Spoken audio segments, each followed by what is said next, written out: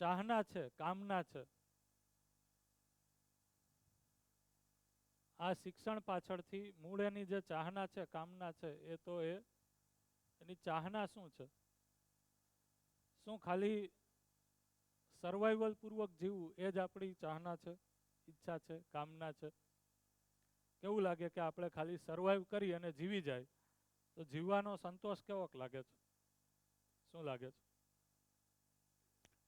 જીવતા હોય એવું લાગે છે કે નથી લાગતું? હે? શોખાઈ જોઈએ, બરોબર છે. શોખ છે એનાથી અલ્ટિમેટલી શું આપણે ઈચ્છીએ છીએ? શોખથી શું થાય છે? શોખ પૂરા કરવાથી આનંદ મળે છે. Very good, right. તો અલ્ટિમેટલી તો માણસની ચાહના છે એ શિક્ષણ મેળવે, એ લગ્ન કરે, એ લગ્ન ન કરે, ક્યાંય ફરવા જાય, જે પણ કરે, અલ્ટિમેટલી છે માણસ છે એ શું ઈચ્છે છે? એની કામના છે એ તો કંઈક સુખાકારીની કામના છે, સુખની કામના છે, આનંદની કામના છે. એ કામના પાછળ છે એને કોઈ સુવિધાની પણ જરૂર પડે છે પૂરી કરવા માટે. એટલા માટે એક જે કાર્યક્રમ થઈ જાય છે એ સુવિધાનો કાર્યક્રમ થઈ જાય છે, જેનાથી સમૃદ્ધિ આપણે ફીલ કરીએ. માણસ છે એ કોઈ ગરીબીમાં જીવવા નથી ઈચ્છતો ને. આપણે બધા લોકો છે એ કોઈ ગરીબીમાં જીવવા ઈચ્છીએ છીએ? શું લાગે છે? નહીં, સમૃદ્ધિપૂર્વક જીવવા ઈચ્છીએ છીએ. એટલે કે સાધનો જેટલી મારી જરૂરિયાત છે એટલા સાધનો મારી પાસે ઉપલબ્ધ રહીએ જીવવા માટે. જીવવા માટે મારે છે એ ઘોડા, ગાડી, બંગલા, જે જરૂર છે એ બધી વસ્તુ અવેલેબલ હોય, જેથી કરીને હું મારી જે શરીરની અનુકૂળતાઓ છે એ પણ મેળવી શકું. પણ અહીંયા જે ગ્રોસ આપણાથી, માનવ જાતિથી, કોઈ એક વ્યક્તિથી નહીં પણ સમગ્ર માનવ જાતિથી, બધા લોકોને સમજાય છે ને હું વાત કરું છું? બધા લોકો કોમામાં વયા ગયા એવું લાગે છે. અહીંયા જ છો ને બધા લોકો? ઓકે.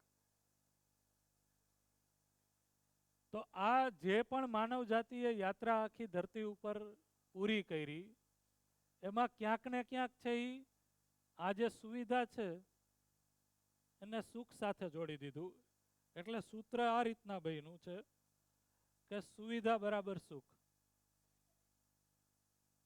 સુવિધા ઇઝ ઇક્વલ ટુ જ સુખ છે. અને સુખ છે એ કેવું જોઈએ છે? ક્યારેક ક્યારેક જોઈએ છે કે હંમેશા જોઈએ છે?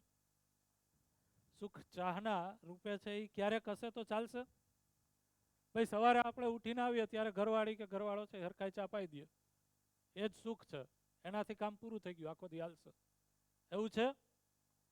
એવું નથી. શાળાએ આવ્યા પછી જો મારી યારે કામ કરતો વ્યક્તિ છે એ મારી યારે હરખાઈ વાત ન કરે, મને છે એ વ્યવસ્થિત રીતના ન બોલાવે, તો ફરીથી પાછો હું દુઃખી. અને એ અપેક્ષિત તો નથી. તો ચાહના છે એ કેવી છે? નિરંતર સુખની. નિરંતર સુખની ચાહના છે. અને આપણે જે સૂત્ર બનાવ્યું છે એ સૂત્ર બનાવ્યું છે સુવિધા સાથે જોડેલું. એટલા માટે રાઈટ સાઈડ અને લેફ્ટ સાઈડને આપણે જો હરખી કરવી હોય તો ગણિતીય વિધિથી અહીંયા નિરંતર છે એ મૂકવું પડશે. તો નિરંતર સુવિધા બરાબર નિરંતર સુખ. એટલા માટે જો આપણે અત્યારે બાળકોને, વડીલોને, શિક્ષકોને, અજ્ઞાનીને, બધાને કોઈ પણને પૂછીએ, બરોબર, કોઈ પણને આપણે એક પ્રશ્ન પૂછીએ કે શું લાગે છે માણસની જરૂરિયાત છે એ સીમિત છે કે અનંત છે? તો શું જવાબ આવે છે? માણસની જરૂરિયાત છે એ અનંત છે. જરૂરિયાત એટલે આ સુવિધાના અર્થમાં જરૂરિયાત છે એ કેવી લાગે છે? અનંત લાગે છે. અને આવું આપણે ભણાવીએ છીએ ને. ભણવામાં છે એ સોશિયલ સાયન્સમાં, અર્થશાસ્ત્ર ભાગમાં આવે છે. શું બાળકોને આપણે શીખવાડીએ છીએ એક વાક્ય? આના વિશે શું ભણાવીએ છીએ? સુવિધા અનંત છે એના વિશે બોલો. તમે શિક્ષકો છો બધાને, એટલે કહું છું. શું ભણાવીએ છીએ આના રિલેટેડ વાક્ય? સમજાવો એમ કરીને આપણે વાક્ય કહીએ છીએ. શું કહીએ છીએ? શું કહીએ છીએ?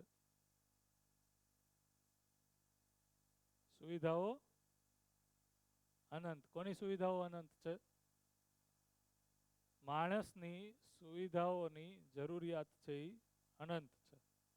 માણસ છે એ અનંત સુવિધાઓનું પોટલું છે, એવું અમે ગુજરાતીમાં ભણતા ત્યારે સમાજમાં ભણાવવામાં આવતું. માણસની સુવિધાઓ છે એ કેવી છે? અનંત છે. અનંત છે. હવે હું તાર્કિક પ્રશ્ન પૂછું છું આના ઉપરથી, બધા લોકો વિચારીને કહે. સુવિધાઓ છે એ નિશ્ચિત હોય તો પૂરી થઈ શકે કે અનંત સુવિધાઓ હોય તો પૂરી થઈ શકે? નિશ્ચિત હોય તો પૂરી થઈ શકે. જ્યારે આપણે બાળકોને એવું ભણાવી દઈએ કે માણસની સુવિધાઓ તો અનંત છે અને એ અનંત પૂરી નથી થઈ શકવાની, અને જ્યારે મારી સુવિધા પૂરી નથી થવાની ત્યારે હું આનંદમાં રહેવાનો છું, ખુશ રહેવાનો છું કે દુઃખી થવાનો છું? દુઃખી થવાનો. એટલા માટે આપણે એકચ્યુઅલમાં શું ભણાવીએ છીએ? દુઃખી થવા માટે ભણાવીએ છીએ. તથાસ્તુ, સદાય દુઃખી રહો એવું કહીએ છીએ ને આપણે. ઇનડાયરેક્ટલી તો આપણે એ જ કીધું ને, કારણ કે એની માનસિકતામાં આ ફિક્સ કરી દીધું અને આપણે બધાએ આ જ ભણીને આવ્યા છે. આપણે બધાએ આ જ ભણીને આવ્યા છે. તો આના ઉપર છે એ થોડીક બેઝિક, આટલી જે ચર્ચા કરી આના આધારે હું થોડીક બેઝિક વાતચીત છે એ તમારી સાથે કરું છું. બધા લોકો ખુલ્લા મને સાંભળજો.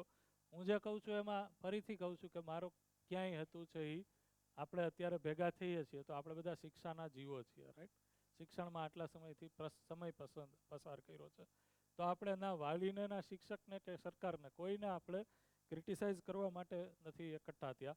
પણ અત્યારની પરિસ્થિતિ શું છે એ આપણે જોઈએ છીએ, ચિતાર આપણી નજર સામે છે, એની આપણે થોડી સમીક્ષા કરીએ, જોઈએ, અને એના આધારે આપણને શું લાગે છે એ આપણે થોડી સમજવાની ટ્રાય કરીએ. અને એના આધારે પછી શિક્ષણનું મોડેલ શું હોઈ શકે એનો અમે થોડો પ્રયાસ કર્યો છે.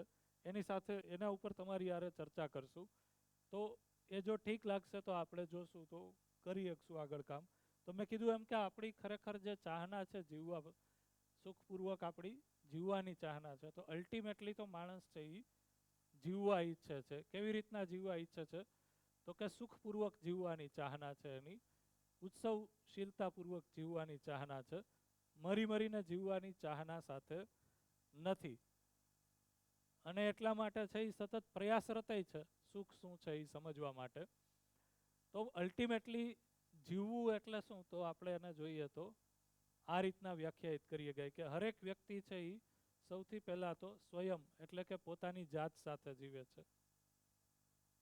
હરેક વ્યક્તિના જીવવાના સ્તરો આપણે કહીએ, કોઈ પણ માણસ હોય, કોઈ પણ દેશ દુનિયાના ખૂણે હોય, તો એ હરેક વ્યક્તિ છે એ પોતાની જાત સાથે જીવે છે. બીજું છે આ હરેક વ્યક્તિ કોઈને કોઈ પરિવારનો ભાગ છે, તો પરિવારમાં જીવે છે.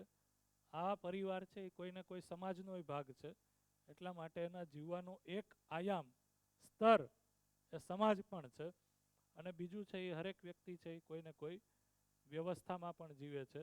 આ વ્યવસ્થા છે એ સરકારી વ્યવસ્થા પણ હોઈ શકે છે, બિનસરકારી વ્યવસ્થા પણ હોઈ શકે છે. પ્રકૃતિમાં જીવે છે, પ્રકૃતિ પણ એક પ્રકારની વ્યવસ્થા જ છે. આટલા સ્તર ઉપર વ્યક્તિ છે એ જીવે છે. અને આ કોઈ પણ સ્તર કે આયામમાં છે એ કંઈ પ્રોબ્લેમ હશે, સમસ્યા હશે, તો માણસની જે કામના છે સુખપૂર્વક જીવવાની, ઈચ્છા છે, ચાહના છે, એ ચાહનામાં ડિસ્ટર્બન્સ આવશે. એના વિના છે એ માણસ રહી નહીં શકે, કારણ કે એનો ભાગ છે. તો સ્વયંમાં પોતાની જાત સાથે જીવવાની જે ઈચ્છા છે, એમાં કઈ રીતના જીવવાની ઈચ્છા છે? તો અહીંયા ઉપર લખ્યું એ પ્રમાણે જ કે હું એ રીતના જીવવા ઈચ્છું છું જેથી કરીને હું સુખી રહું. હું વિશ્વાસપૂર્વક જીવવા ઈચ્છું છું. હું સન્માનપૂર્વક જીવવા ઈચ્છું છું. હું કોઈ પણ જાતના અંતરવિરોધ પૂર્વક જીવવા ઈચ્છું છું. હું એકલાપણાથી